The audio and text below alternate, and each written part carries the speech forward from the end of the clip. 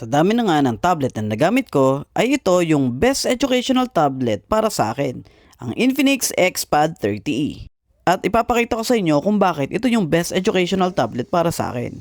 Una na dito ay yung kanyang learning app number 1 na Learning Center, kung saan makikita natin ang iba't ibang lesson mula Kinder hanggang grade 12.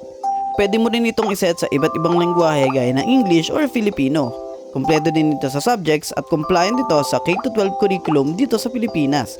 Pati nga teacher training ay meron din dito. Grabe, pang administrator din pala to, hindi lang pang teacher at pang students.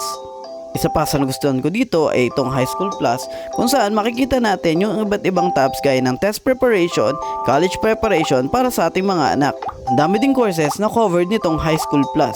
Merong pang calculus, merong pang medicine, merong pang architect at kung ano-ano pa. At dahil hindi nga lang sa academics na susukat ang galing ng ating mga anak, nakakatuwa rin na meron din itong mga stories, skills and arts, at meron din ito mga songs and cartoons. Grabe, 120,000 plus lang naman yung learning materials itong Infinix XPad 30e. Sa susunod na video, ipapakita ko pa yung ibang capabilities itong tablet.